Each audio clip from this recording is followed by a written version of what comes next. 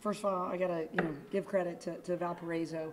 That's a team that's transferring from the Horizon League to the Valley, and they're not going to miss a beat, led by Danny Franklin. She's a tremendous triple threat scorer, but brought a lot of leadership to that team. I could hear her coaching on the floor the whole night.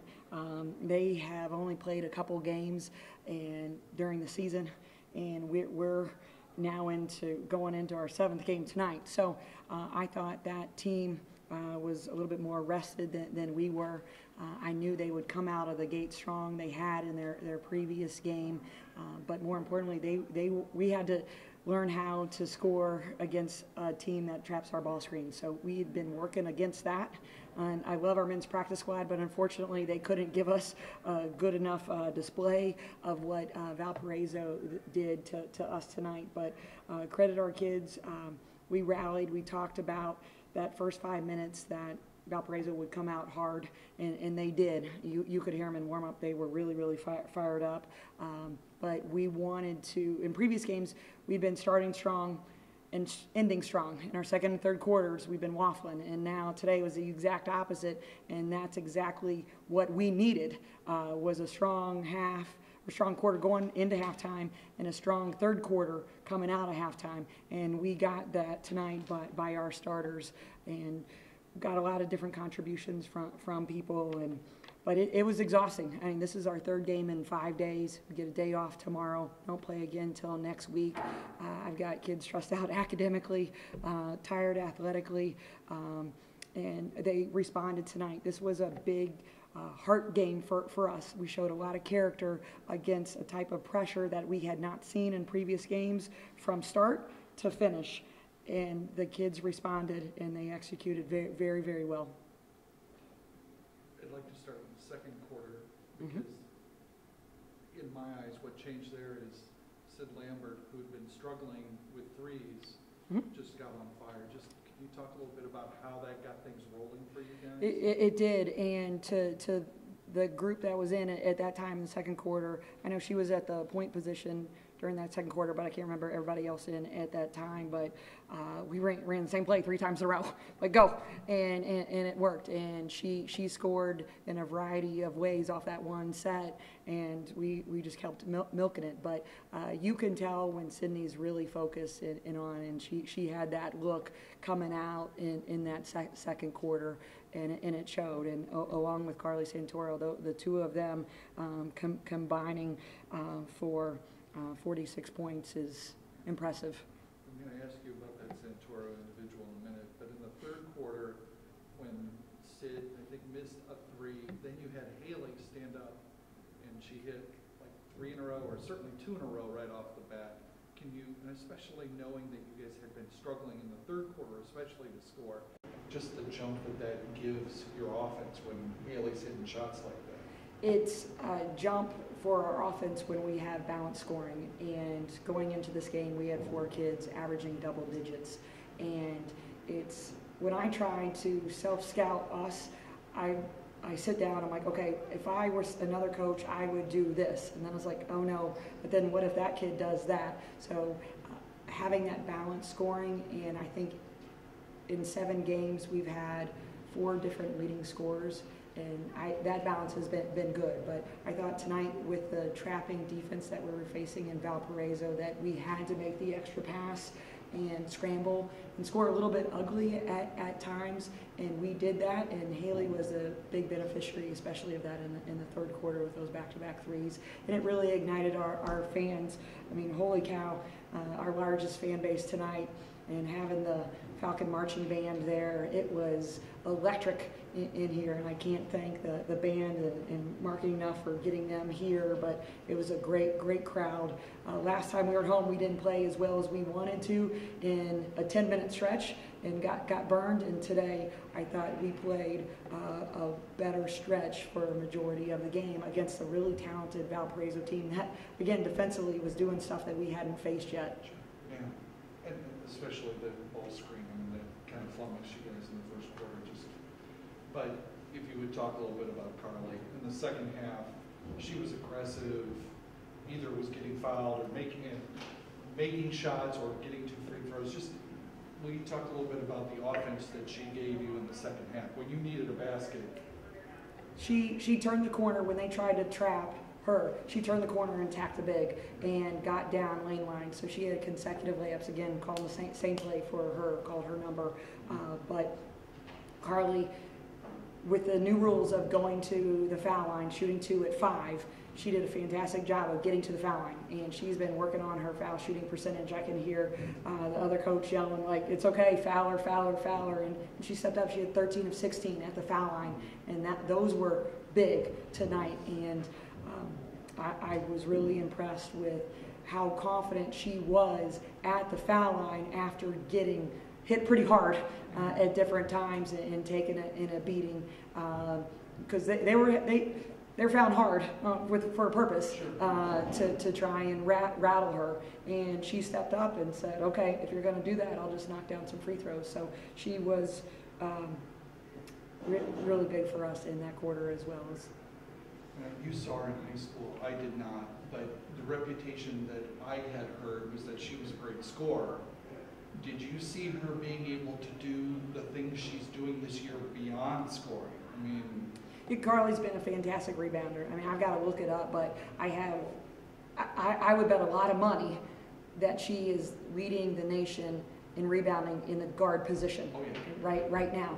And I'm sure someone else is leading the nation in rebounding, but that's probably 6'5". Right.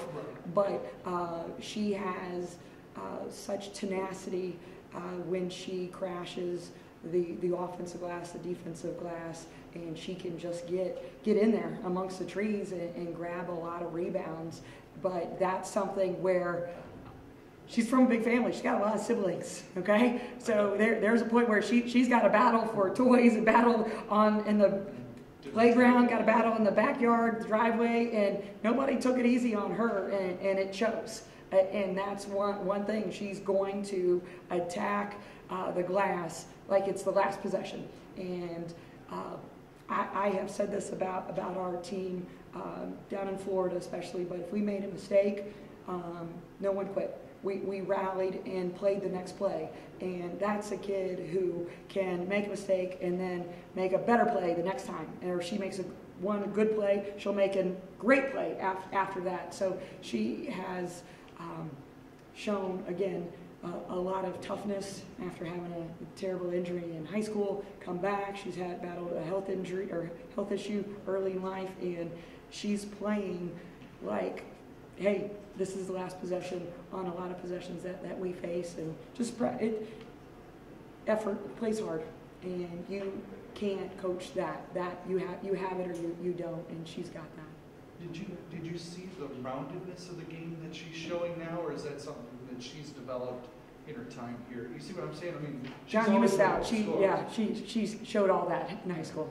Okay. Yeah. Can you talk also about the assist total? Because I mean, she had 6 tonight, and I mean that's another facet of her game that seems to be blooming this year. Well, especially when they're trapping, we emphasize making that extra pass tonight, and because we thought we would have a 2-on-1 advantage on the backside, or a 3-on-2 once we started to swing the ball from right to left or left to right. And credit our kids, a lot of them finished in traffic, and we had a lot of kids make contributions. I mean, we got 14 points off the bench, and we were flowing tonight, and it was good to see because, again, defensively, it's every kid on our team's exhausted, not only from the 3 games in 5 days, but this type of pressure, it's constant. I mean, it really is. You're thinking on every play, and I mean, you can't walk it up because you're like, okay, is this a matchup? Is it a 2-3 zone? Are they going to trap this one time? Are they going to try and trap the ball immediately and deny the wings? I mean, they played us easily 4 different ways, and we had to be prepared for that in a short amount of time. One last question from me. In the fourth quarter, and I just looked it up, they got no closer than 11. When you're leading by 20, though, that can sometimes be uh-oh, you know. Did you ever feel that uh-oh on the bench when they had cut it down to 11? Well, with their ability to shoot the 3, I mean, they were 11 of 31, and it felt like 17 of 25, to be honest with you. And they would just drive, get 2 people on the ball handler and do a simple pitch back. I mean, again, they had 9 6-footers, and even with good closeouts, I thought we were there and they were making shots. I mean, they had 1, 2, 3, 4, 5, 6 kids hit different threes. So you can close the gap in a hurry that way. So it's not, the stroke's not like the Quicken Loans where it has the diff up there at pro games. So I'm constantly trying to do math, and I'm not great at math, and to see what that was, but it felt closer than what it was for sure, because they brought on the press and we turned it over a couple times and scored, and then we broke it and we were scoring 2s and they were scoring 3s. Can you talk then about, because that's what it felt to me, it didn't feel like 11, it felt closer. Can you talk about how your kids handled that and brought it right back up to? And I think our previous games have helped us in this one, in the sense that we've had games where we've led for 36 or 37 minutes, and we didn't do that out of the gate, but we didn't get rattled. So, but in a couple of those games where we had a double-digit lead, then lost it, but we came back strong and finished strong in the fourth quarter, and had to battle through some adversity or different defenses, and that aha moment, as I call it, came earlier for us, but it was constant pressure by them. Again, credit Valparaiso, they will definitely make some noise in the Valley, and we knew they were going to trap a lot, and I talked to a couple of other coaches about some specific tendencies that they may do, but I was really proud of the effort and execution. I mean, there's some new things we drew on the board to try and step up and make some shots in the half court against their pressure, and we executed that well, and we hadn't been doing that previously, but it was, our kids have earned a day off, our staff has earned a day off, and I know a lot of people are going to put their feet up tomorrow, including me. All right, so you guys started off the game pretty slow and we're down 7-0, 5 minutes in. Is there anything particular you said? How do you really feel about how we started? Is there anything in particular that you said to the team during the timeout? Yes, I said this is exactly how they opened up against Miami. They jumped out to an early lead. So during warm-ups, Valparaiso was much louder than we were in warm-ups. And I knew we were a little tired going in today, because again, 3 games in five days. And I told them, hey, I feel really confident because I can recognize when we may come out a little slow, and I hope you feel just as confident in me knowing what I'm going to say next. And I said, we don't have a 7-point play. You get 2 consecutive scores, get 2 consecutive stops, and it's 7-6, and we'll be fine. So that they bought into that. I got a lot of head nods, and they knew. I mean, we were calm, but I could read them going into that media timeout, and they understood where I was coming from, and I felt confident that I could read them. So I wasn't disappointed with our start. We had shots didn't go in. We had good shots, had a couple air ball shots, but I knew that we would be able to step up after that media timeout. Okay, and then jumping to the third quarter, what was different, you believe, this time around as opposed to the third quarters in the past that you guys really struggled in? That's a good question. I wrote on the board, we're playing 2 fourth quarters, period. And we're going to put 4, I was trying to get the scores table to put 4 up there instead of 3. I mean, we have to look at it differently, try to use a couple of just silly antics as well, but the kids are focused on that. But with that said, we've gone into every game prior to today, and we did have the lead at halftime today with the lead.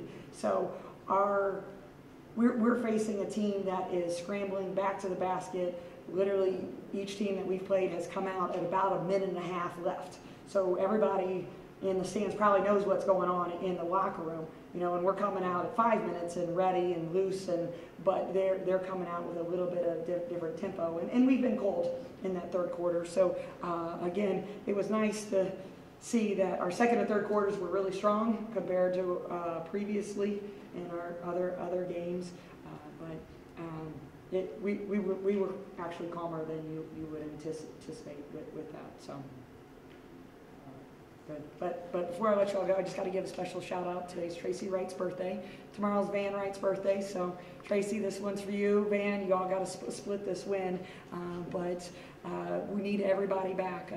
Next week, got a big Kids Day game against Big East opponent Xavier, who's playing really, really well and having this kind of loud crowd. I mean, this is why kids choose Bowling Green, because of this environment, and especially because of all the stuff that the Wright family has done, not only with the Stroh Center, but also helping with our program in particular. So we've got a lot of supporters that help us, but it was, got to give a shout out to those two for their birthdays. So.